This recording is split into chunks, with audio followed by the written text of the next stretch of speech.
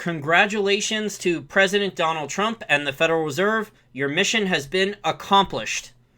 The stock market is rallying strong over the last month. The Dow today, on Friday, November 15th, 2019, the Dow hit an all-time high over 28,000, and the S&P 500 with excuse me, let me get this quote, the exact quote here. There's been rallies almost every day for the last month in the S&P 500. And the S&P 500 is at 3,120. So all-time highs for the S&P 500 as well. Trump is working very, very hard, pumping the stock market in his tweets almost every day or almost every day. And the Trump administration is promoting the stock market. Donald Trump pumps the stock market in his speeches.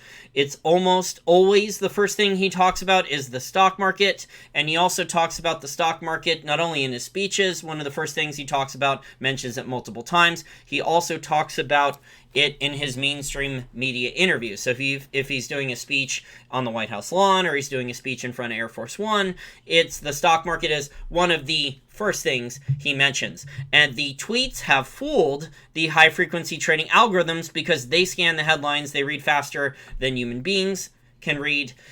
And if you speak to human beings who are stock market traders, they are not fooled with these China trade headlines that try to pump the stock market. Most human beings are no longer fooled. But especially mainstream financial professionals, I even heard the CNBC Fast Money guys say, I think in the last week or so, that they don't believe any of Trump's China trade deal updates anymore. That was shocking to hear. So they're even criticizing that Trump is trying to just pump and dump, or, well, Trump and pump, Trump and dump.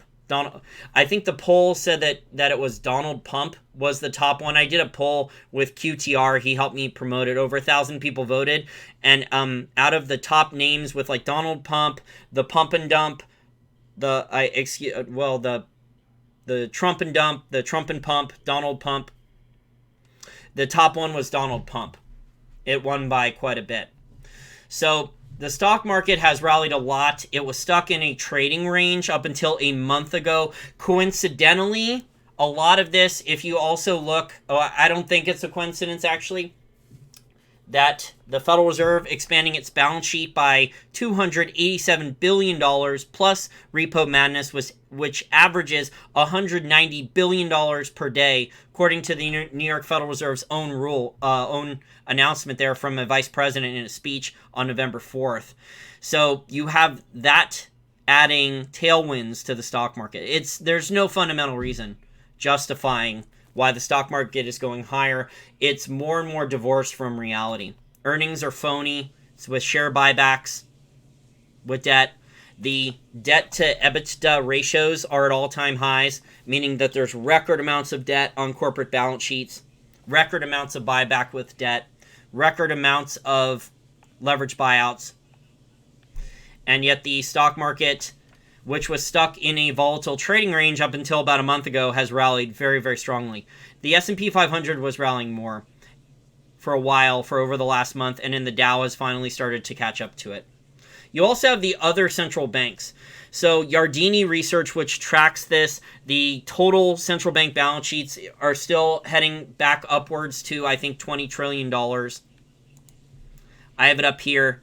It's almost back up to $20 trillion. It was down a little bit. It got to around $21 trillion in 2018, and then it started to come down, the central bank balance sheets, because remember, the Federal Reserve was doing quantitative tightening. Almost all that quantitative tightening, a lot of it, hundreds of billions of dollars, has already been wiped out with the reversal that the Federal Reserve has done in just the last 2.5 months. That is a big stimulus to the stock market.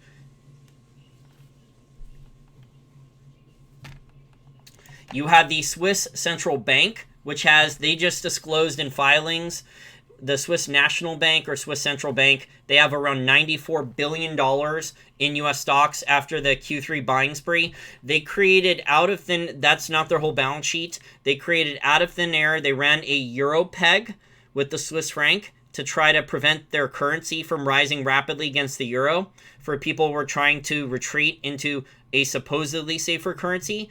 And They created hundreds of billions of dollars running a euro peg in only 3 years. They had to shut it down, and they took all that money that they created out of thin air and they started investing it and turning it into a hedge fund. So the Swiss central bank now has a hedge fund that invests in US stocks and others. If central banks are going to do this, the stock market theoretically could keep rising up, and this is why the wealth disparity is going to get even worse.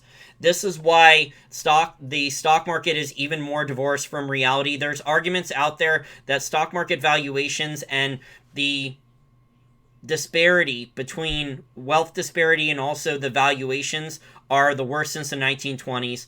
This is one of the four most overvalued stock markets, whether it's 1929, 1999, or 2007. There's an argument, because if you subtract the buybacks, the share buybacks with the debt, that this is the most overvalued stock market. But I'm not saying the stock market's going to crash, but if the Fed's going to keep doing QE and they're going to lie about how Jerome Powell's going to do congressional testimony and he's going to lie to the people in Congress like he did this week and lie that everything's under control with repo, despite the fact that they had to announce 28-day and 42-day term repos, that's all this extra stimulus, the money is going to go somewhere. All this extra liquidity the central banks are creating, China's creating liquidity too. China's doing massive amounts. Just this week, there was 2 emergency liquidity injections from China. Today, there was another 200 billion yuan of liquidity injections. Today, there was another one earlier this week. So all this liquidity, it's all going to go somewhere. And that's going to be good for stocks. That's why you have what could be Ludwig von Mises' crack-up boom. Because all this fiat currency and credit, people are not going to hold the capital. They're going to say, hey, wait a second, all these central banks are doing really crazy things. It's on a relative basis. So if you're in one country and you're seeing the crazy stuff your politicians are doing, you're going to say, especially if you're in like an emerging market country, you're going to still view the U.S. as safer. The European Union is doing negative interest rates. They're going to view the U.S. as relatively safer. There's a lot of Europeans that want to retire here in the U.S. and buy real estate here. And that's the effect. The U.S. is still looked at on a relative basis as safer, despite the fact that all these governments are all doing Japanification. So Trump deserves a lot of credit. He spoke it into existence. He spent a lot of effort pumping the stock market, trying to get it higher. With these fake trade deal updates, I've covered the reality of the trade deal situation. Henry Kissinger just said that things are bad, that there's going to be a long economic Cold War, that it's worse than a real war. That's what Henry Kissinger just said. And Jack Ma of Alibaba just said that this economic Cold War could last for 20 years. Normally, these things would be bad for the stock market, at least in the past they were, but the stock market is shrugging this off. And it's not fundamentals. This is the Federal Reserve printing money with repo madness and then with balance sheet expansion and the not QE program. I have no idea how Kissinger is still alive. It's a good question. Yeah, the reality of the situation, IBJI, record amounts of insider selling. There's a scam going on with a lot of these large corporations. I was going to use Mark Zuckerberg as an example with Facebook. He announces a share buyback for billions of dollars, and then while Facebook is doing billions of dollars in share buybacks, Zuckerberg dumps his shares so the stock doesn't crash. The Facebook stock doesn't crash. So he gets more and more of his net worth out and can diversify into other investments. And then he doesn't pay the taxes that the average person like you and me pay working our jobs, because he only pays capital gains tax. So the scam is a lot of these large corporations, they do billions and billions, they leverage the balance sheets with too much debt. Corporate balance sheets are way over leveraged. The ratings agencies are being very laxed, ridiculously laxed, criminally laxed. And then, boom. The insiders just dump massive amounts of shares into the buyback. So the stock itself doesn't crash.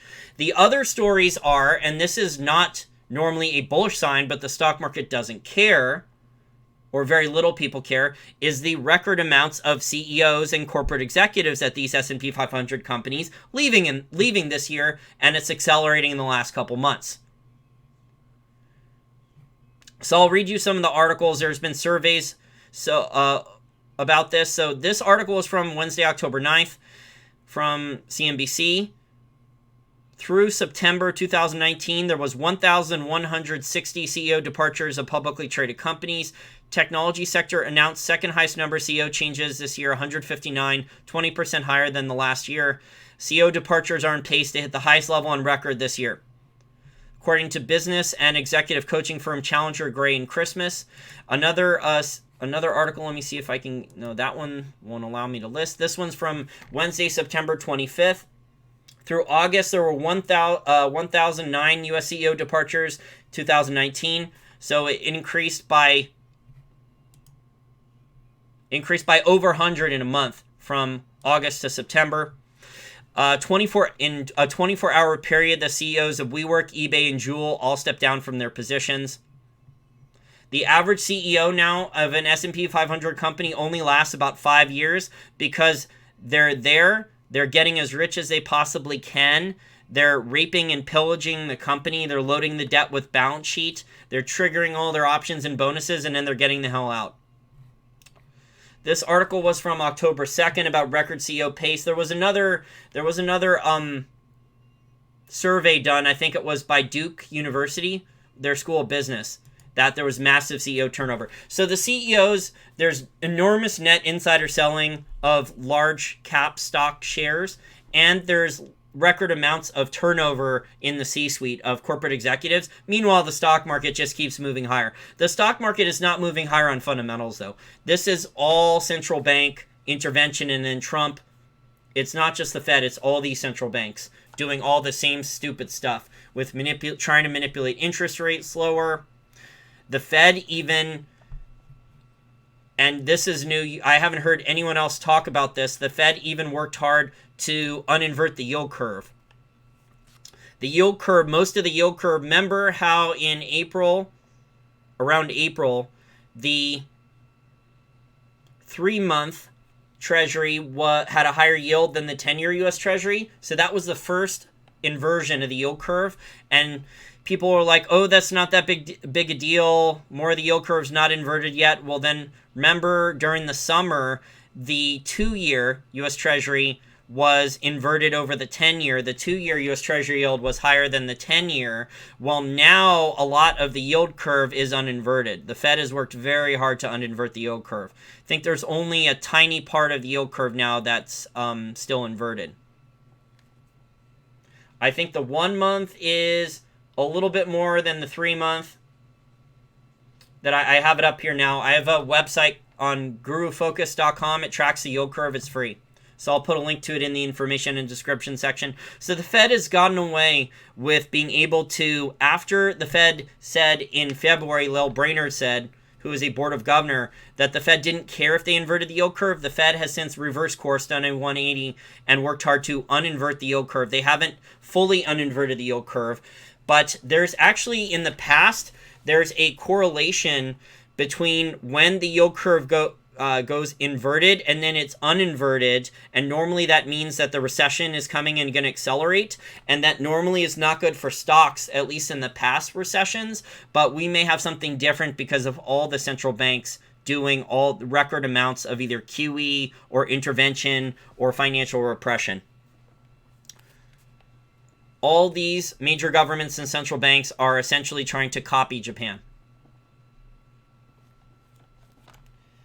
Rogue Wave, I disagree. The yield curve has predicted 7. Yield curve isn't relevant in our advanced economy. The yield curve has predicted 7 of the last 7 recessions. Officially. Which is why the Fed worked hard to uninvert it recently. We'll see how long that lasts. So Trump mentions the stock market, talks about the stock market. All that stuff goes into the headlines when people write it up, and the high-frequency trading algorithms, not human beings, gobble it up.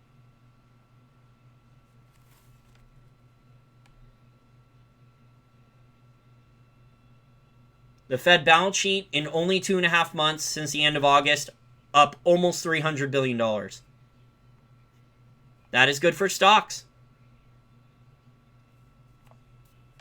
If the Fed at this pace, if the Fed is going to keep increasing the balance sheet at this pace, just in the last 3 weeks, the Fed balance sheet is up $80 billion. In the last month or so, the Fed balance sheet is up right around $100 billion.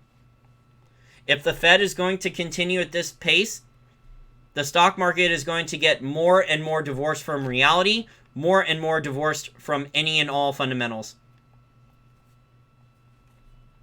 But the corporate insiders don't believe the rise in the stock market. They're dumping and they're getting out. They're dumping their shares and they're getting out. This could be the crack-up boom, David. I've been talking about the crack-up boom for years. This is starting to look like what a crack-up boom looks like with the balance sheet increases.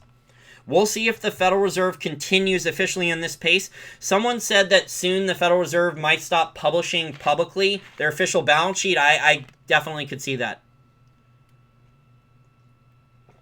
Because the numbers just in the last couple months are getting ridiculous.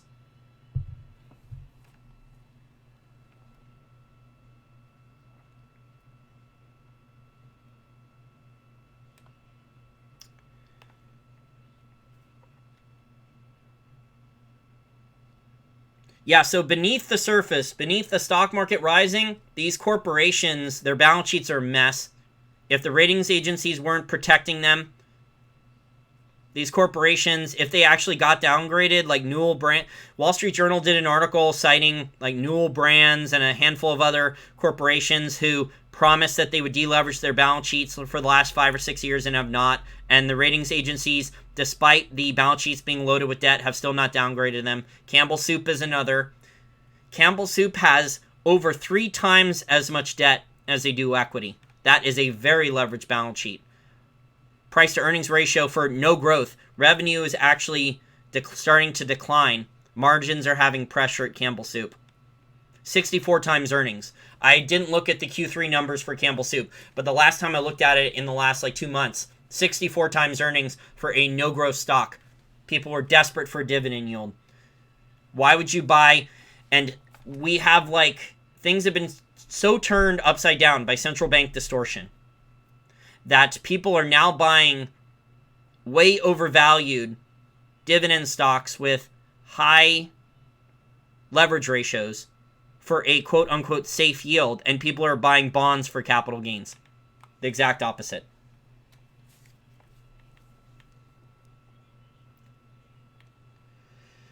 This is a good super chat question. Any thoughts on dollar milkshake versus gold? I'm friends with Brent Johnson. I actually was thinking about having him back on again soon. Not sure what you mean versus gold. Do you mean that gold would go down? Because I could see a scenario where the dollar index doesn't collapse and the gold price is going to start rallying again soon.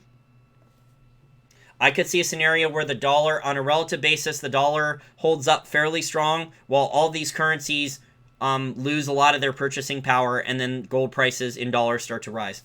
Look, the gold price in every other currency except for the US dollar is at or near all-time highs. It's only in the dollar where all the shenanigans really is.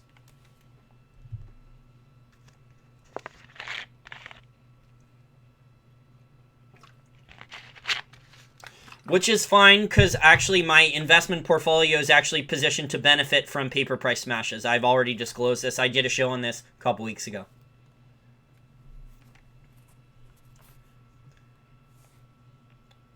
Oh, you like Campbell Soup, dude? Ew. They took all the meat out. It's all salt and fat and sugar and carbs. All those soup companies like Progresso and Campbell's, there's no meat in their soup. They've taken it all out.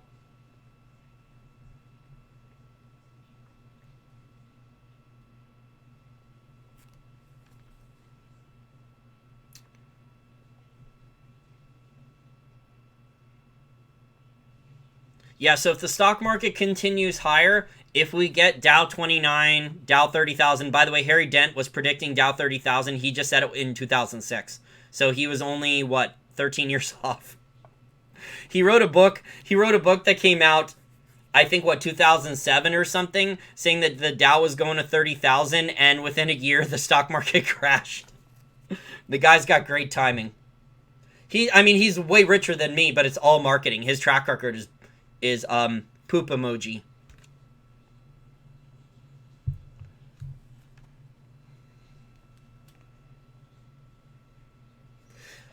But yes, David brought up in the live chat a couple minutes ago, he brought up the crack-up boom. From a historical perspective, what I'm seeing now with capital coming in here in the U.S., into the U.S. stock markets, what all these stupid governments and central banks are doing, repeating a lot of the same mistakes in the 1920s and 1930s with currency wars, trade wars, beggar thy neighbor policies, central banks willing to do almost anything, and also monetizing all this debt from governments that won't cut back. It's looking a lot like 1927. And in 1927, if you're not familiar with financial history, the U.S. was the best house in a lot of bad neighborhoods. And the U.S. had a lot of problems back then, too. Large wealth disparity, a lot of other problems back then in the Roaring '20s. There was a big credit bubble in the U.S. that the Fed had fueled throughout the 1920s after World War I. The Great Depression in 1920 was actually the one depression that the Fed did not intervene in. It was all over in 18 months. There was a lot of pain for 18 months, and there was a legitimate recovery. Murray Rothbard talks about all the errors in the Great Depression in his book, America's Great Depression. It's available on audiobook. You can listen to it. It's for free. Also an ebook on the Mises Institute website. And in 1927, the U.S. was the best house in a bad neighborhood in all this capital. All these other, very similar to now, all these other countries were in recession already. The global economy was a mess back then. England was in a depression. All these other countries were having big problems. And capital was flowing here to the U.S., into the U.S. stock market. So there was, from 27 to 29, you can go back and look up a stock chart of this. There was a big blow-off top in the Dow, in the U.S. stock markets back then. So this was starting to look very, very reminiscent of that. The higher the stock market in the U.S. goes, the more divorced from reality it will be. There is no underlying fundamentals. People will say, oh, the PE ratios. The PE ratios are financial engineering with the share buybacks with debt. And the ratings agencies are not even being strict about the debt coverage ratios. Debt to EBITDA is a joke. If you looked at stricter debt to cash flow ratios or debt to free cash flow, a lot of these large corporations should have been downgraded, or some of them are solvency issues, very serious ones. They need to liquidate assets and start raising cash.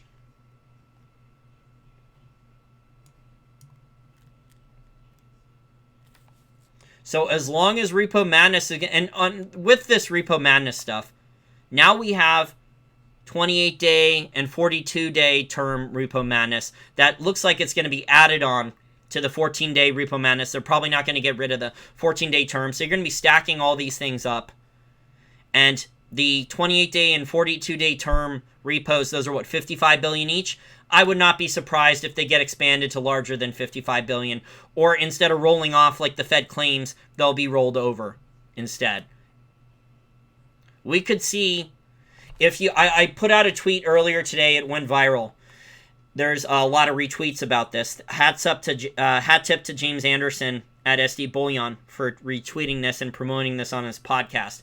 But if you add up the amount that the People's Bank of China is doing in repo on a daily basis and the amount the Federal Reserve is doing in repo on a daily basis, we're already well over 200, averaging over $200 billion per day. Well over.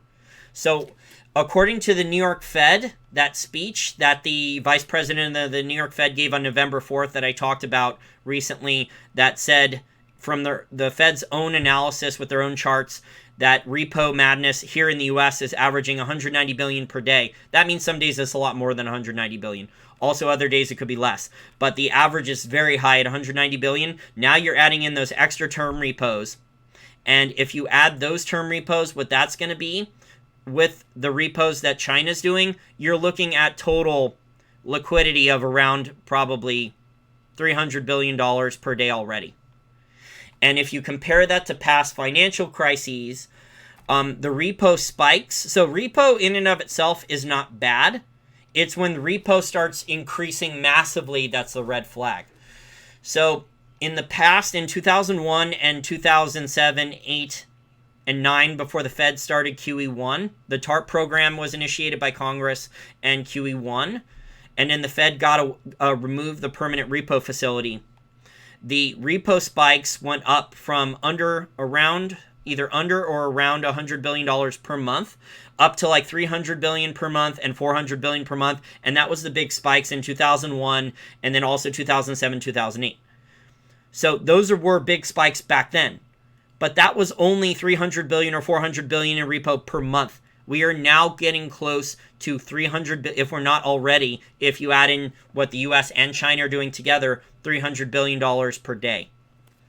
Once those 28 and 42-day term repos kick in, we're going to be looking at well over $200 billion averages per day in repo. The Fed balance sheet. It's going to be interesting to see the Fed balance sheet. It's going to get pretty ridiculous. At some point, we could start to see the Fed balance sheet increasing by well over $100 billion per month, which would be a lot more than, I think, a lot of the QE programs. I don't remember the exact numbers of the QE programs off the top of my head, but it's going to end up being more than at least one or two of them, maybe all three.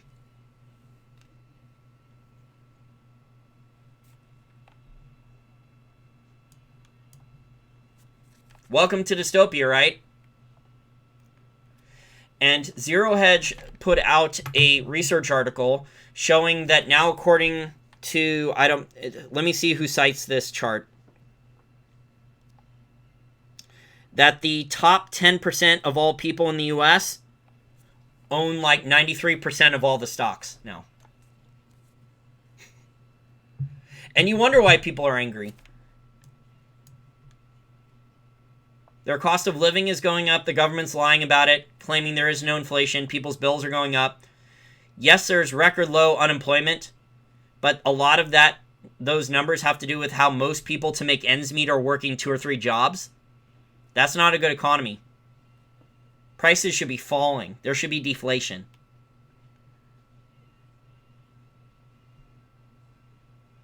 Luminary Wind says people's stock portfolios might shoot up by 50%, but if bread goes up 100%, you lose by 50%.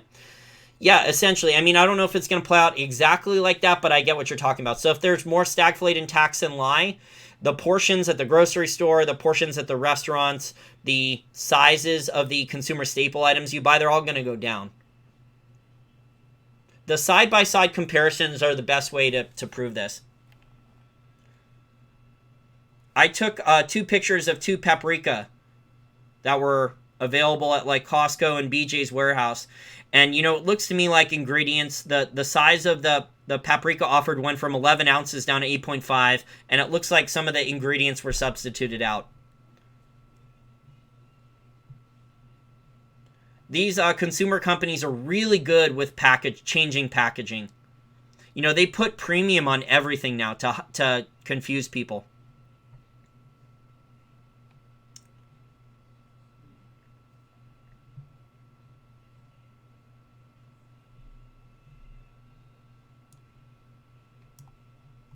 Oh, thank you for the super chat. Oh, I got a lot of super chats today. Thank you, Justin, for the super chat. Thank you, John, for the super chat. Thank you, Timothy Zero, for the super chat. Thank you, Pebbleman, for the super chat. Penguin and Greg. Thank you very much for the super chat. So the dollar milkshake theory, I think where I'm somewhat different on Brent is a little bearish in the short term on gold and long term bullish. And I'm not nearly bearish at all in the short term on gold. I think gold is not going to go much lower. Look, the miners are already in trouble. They can't raise capital to fix their balance sheets. They've had 2 good quarters, the miners have, in the last 8 years.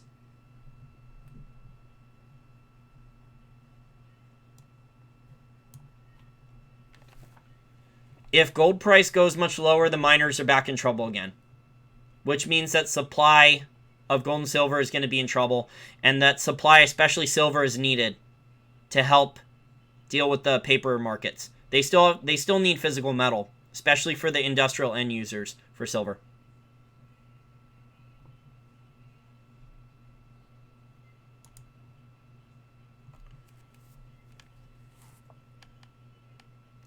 Then we have Christine Let Them Eat Cake Lagarde, who who says that people should be happy that they have jobs even if they don't have savings. That savings don't matter. People should just be happy. These serfs, and I'm including myself in there, serfs like us should just be happy that we have jobs. Do you like my nickname, Christine? Let them eat cake, Lagarde.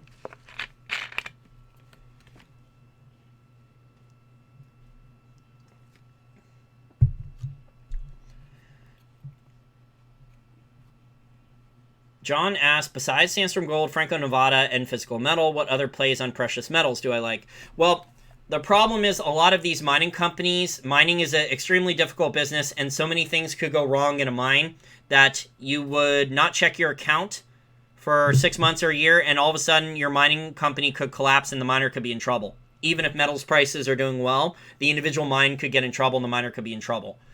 The average person doesn't understand this about how dangerous and all the things that could go wrong with a mining business. Or a government could decide that, hey, gold prices in this currency are up and all these other businesses left the country and now it's time to tax the miners because the miners can't leave. So it's dangerous.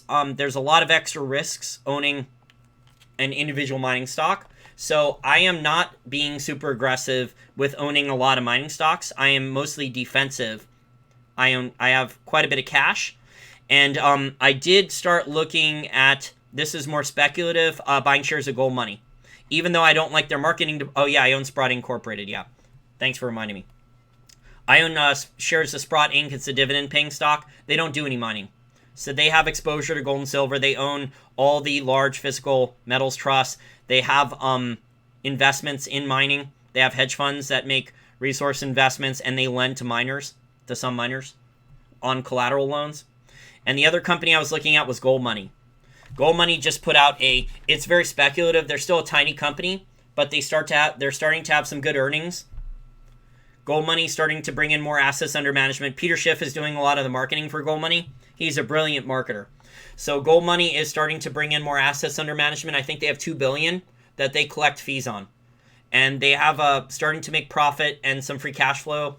And they just increased their dividend, I think, 20%. But Gold Money is tiny. I think their market cap's only like 60 million. So it's, compared to all these other publicly traded companies, it's not very big. But the company has a lot of potential, though. There's a lot of potential for revenue growth and earnings growth there as more and more mainstream people who don't know anything about gold, don't like gold, start to move more into gold. Yeah, Sprott Inc.'s a dividend stock for me. As long as they pay the dividend, and I don't think they take crazy amounts of risks on their balance sheet.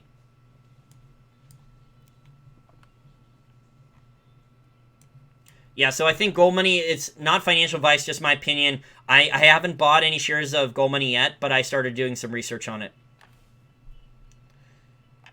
It looks like it has quite a bit of potential. The business has just started becoming more cash flow positive and generating some free cash flow lately. And they just announced they had a really good third quarter, 2019. So now the question then for Gold Money is, can they repeat this? Can they start having more good quarters in a row? Or was this just a fluke? Because if they have more good quarters in a row, let's say they have 5 or 6 good quarters in a row. So they do this for the next year and a half, 2 years. Or most of their quarters are good for the next couple of years, the stock's going to do very, very well. Especially if they maintain the dividend or increase the dividend.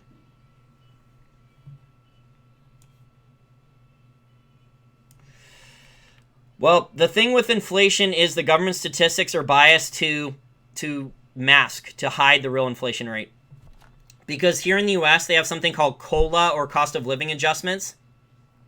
It's in the federal government's incentive to not report a real inflation rate, to underreport, because Social Security payments and payments on government employee pensions are tied to cost of living adjustments. So if the federal government says there is no inflation, they don't have to pay any cost of living adjustments on Social Security payments and government employee pensions.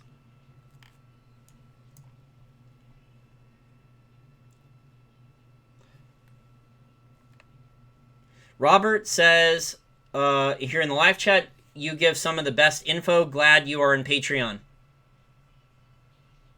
Thanks, Robert. I appreciate it. David says, good evening. Sure feels like things are accelerating downward. Well, the real economy, yeah. The global macro data just keeps getting worse. The global economic data just keeps getting worse. China's doing crazier and crazier things with liquidity programs and repo and other bailouts, with using the large banks as basically unlimited bailout handouts to all these different entities. The US and China, European Union, Japan, all doing crazy things. I'm criticizing all these governments. The level of desperation and stupidity by all the people in power is truly nuts. And that's why I say welcome to dystopia a lot.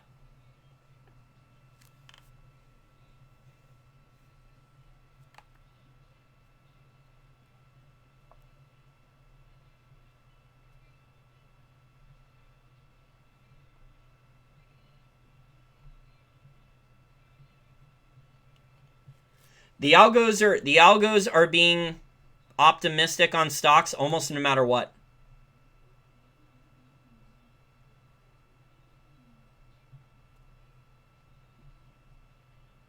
Good news is good news, and bad news is still good news.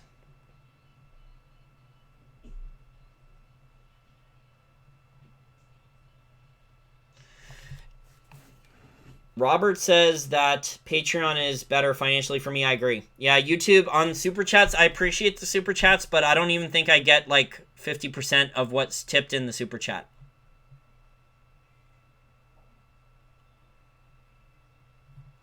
Gold and silver will go up, but some of these, look, there's some calls out there. I'm going to get emails if I name names, but there's calls out there of like $87,000 an ounce gold and others. Gold hasn't even stayed above 2,000. The people in power, I talk about this all the time, the people in power can change the rules. They can put in a windfall profits tax. They can make you a criminal for buying gold. They can call you an evil speculator. They can make you want to leave the country. They can do the same thing with Bitcoin. If Bitcoin goes, this is theoretical, if Bitcoin goes to like 100,000 or more, right? You don't think these governments are going to try to put a windfall profits tax or an extra tax on their own citizens in the country who own Bitcoin? So if gold goes to 10,000, 20,000, 50,000, 100, whatever an ounce. And by the way, it's low probability it'll go that high because most likely we're going to have a system reset by then and they're going to debate putting in windfall profits taxes. They're going to make people, unfortunately, the people in power have no morality, little or no morality. They're ethically and morally bankrupt. And so they're going to make you, for doing the right thing and protecting yourself with gold and silver and maybe a little bit of Bitcoin or something, a tiny amount, hedging yourself, they're going to try to make you look like a criminal. Because guess what? Whenever there's a crisis throughout history, if you do the research, whenever there's a crisis, an economic crisis or some other type of crisis in a country, like a natural disaster, and the economy of a country gets threatened, guess what? Foreigners get blamed, routinely happens throughout history, and the politicians change the rules.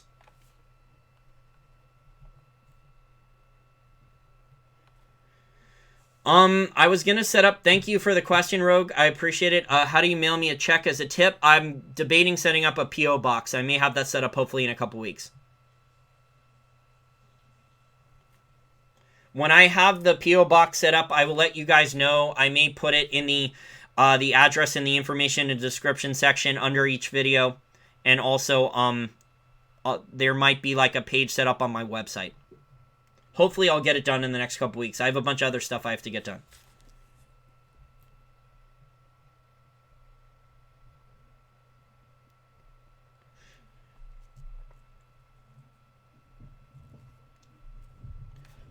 For now, YouTube is still paying out some of my ad revenues, although they're down like 40% in the last 2 months, but I'm still getting checks from them. But my Patreon is really... The growth in my Patreon is up like over 6-fold in the last like 6 or 7 months, so that's great.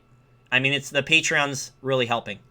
So thank you very much to my almost 200 Patreon account contributors. Hopefully in a week or two it'll be at 200 or more. Because the 2020 election, YouTube most likely will increase censorship a lot. 2016, if you weren't around or paying attention in 2016, the amount of YouTube censorship in the 6 months leading up to the election was insane. I actually was getting emails and comments under videos that I was getting dozens of subscribers to my channel per day removed. People who listen to all my videos every single day. Yeah, I just saw that article. Anyone whose channel is uneconomic, which is a subjective definition, it's like a moving goalpost thing.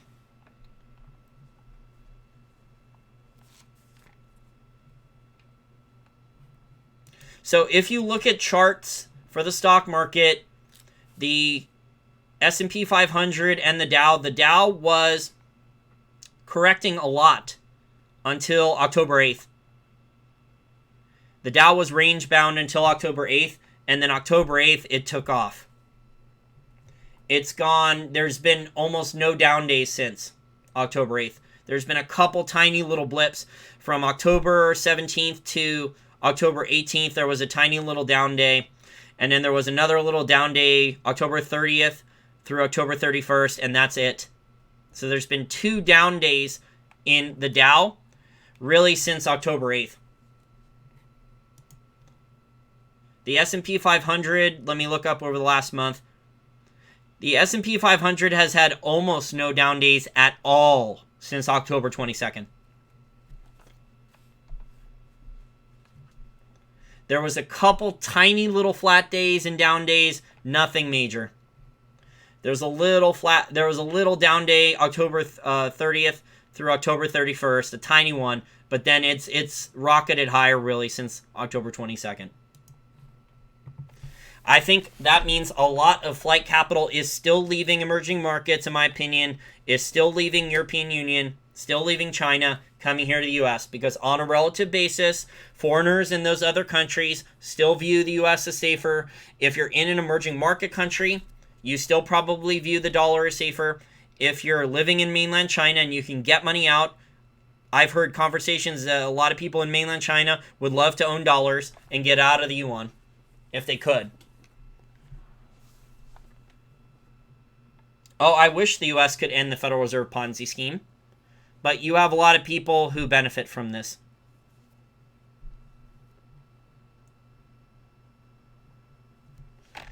The rock bottom interest rates are the only way this scam can keep going. Governments don't want to cut their budgets. All these governments are overly indebted. They're not cutting their budgets. The only way to keep the scam going is to keep manipulating interest rates lower. Same thing with these overly indebted corporations. The ratings agencies have to be involved too and not downgrade.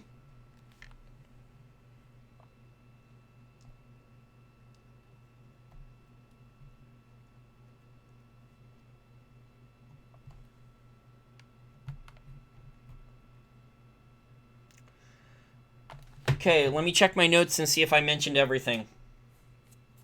So, congratulations again, President Trump and the Federal Reserve. Bill says Christine, Mr. Burns Lagarde. I've heard some theories that Christine used to be Michael Lagarde. I've heard some people believe that. I don't know.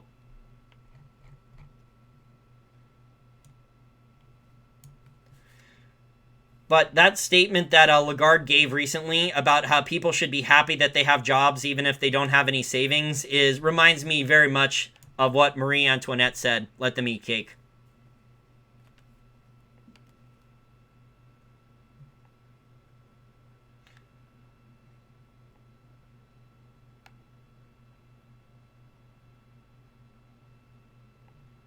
Yeah, I was going to do a separate show on the yield curve uninverting, but it's mostly uninverted now. It's not fully. There's a couple tiny parts of it.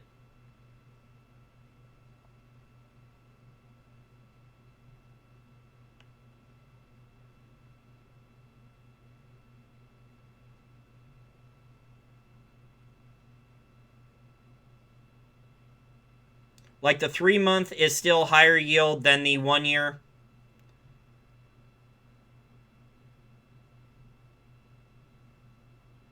And the 1 month is still higher yield than the 3 month. And the 1 month is still higher yield than the 1 year. So there's a couple tiny parts on the yield curve. Looks like mostly at the front end.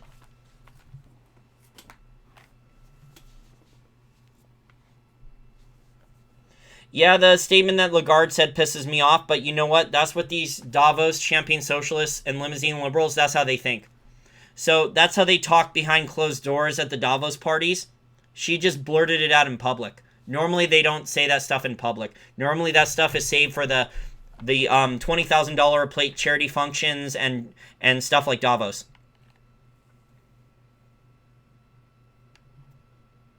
So a lot of the mistakes from the 1920s and 1930s are being repeated. The wealth disparity is at 1920s levels, and the stock market overvaluation is at least at one of the 4 highest in history. The P ratios now are misleading. There's a lot of financial engineering in those.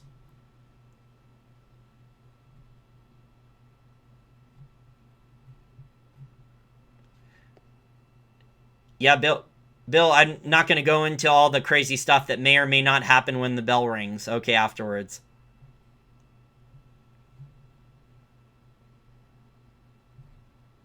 All the Aleister Crowley stuff or whatever. I listened to, many years ago, I listened to a couple Alex Jones episodes on that, and now I probably shouldn't have. That was too much information. I don't want to know some of that stuff.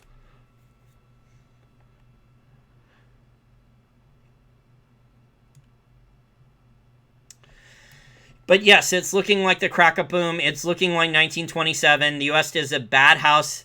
The U.S. is a bad house, best house in the bad neighborhood. You can pick your analogy. So the best horse in the glue factory, the cleanest dirty shirt in the laundry basket, the best house in a bad neighborhood. That's the U.S. right now. All these fiat currencies are bad. All these major governments are all doing very, very stupid things. And yet, despite the U.S. doing all these stupid things, people are still saying in other countries that the U.S. still looks better and capital's coming here. And if you look at that graph of how much central bank balance sheets, it's trending upwards again. So, Yardeni, you can go to Yardeni Research and they track central bank assets. And since, let's see here, early 2018, central banks' balance sheets have started to go down, but now they're trending right back up.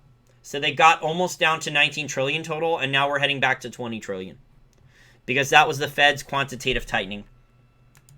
If this continues 6 months from now, the Fed's quantitative tightening program will have been all wiped out. And I think the Fed did those rate cuts. One of the main reasons the Fed did those rate cuts so quickly over the last couple months, the 3 rate cuts, was to try to uninvert the yield curve. So not only did the Fed want to try to weaken the dollar on a relative basis, because the dollar was rallying on the dollar index to 99, and it was threatening to break out above 99, and that would have really hurt dollar-denominated debt in emerging markets, but the Fed wanted to try to uninvert the yield curve with force. No idea, Anthony. No idea.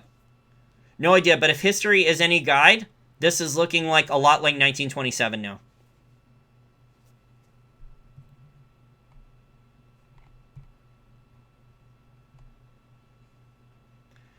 Rod says the leper with the most fingers. Or how about the prettiest, ugliest sister? Oh, that's probably not politically correct. I'm not sure if I should say that.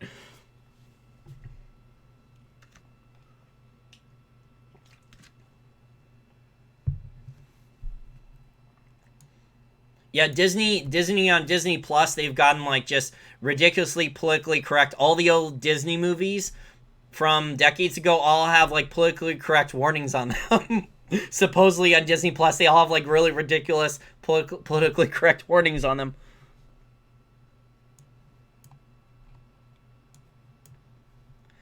Mr. Free says, when will the Fed start buying stocks? How do you know the Fed is not already buying S&P 500 E-mini futures contracts? There's been rumors of that for a decade. Since 2009.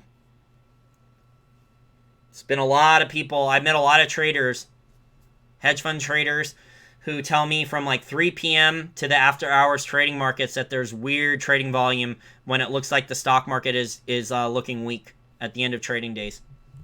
Then all of a sudden, $5 million, $1 million, $5 million, even $10 million S&P E-mini 500 futures contracts orders come in right at the end in large orders.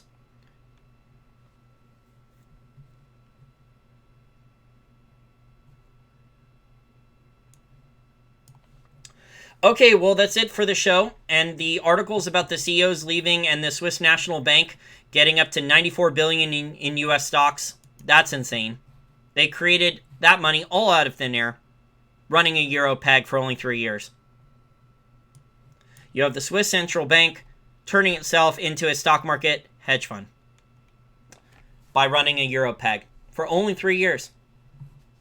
Okay, that's it for the show. Everyone have a great weekend, and I may be back tomorrow with some more content.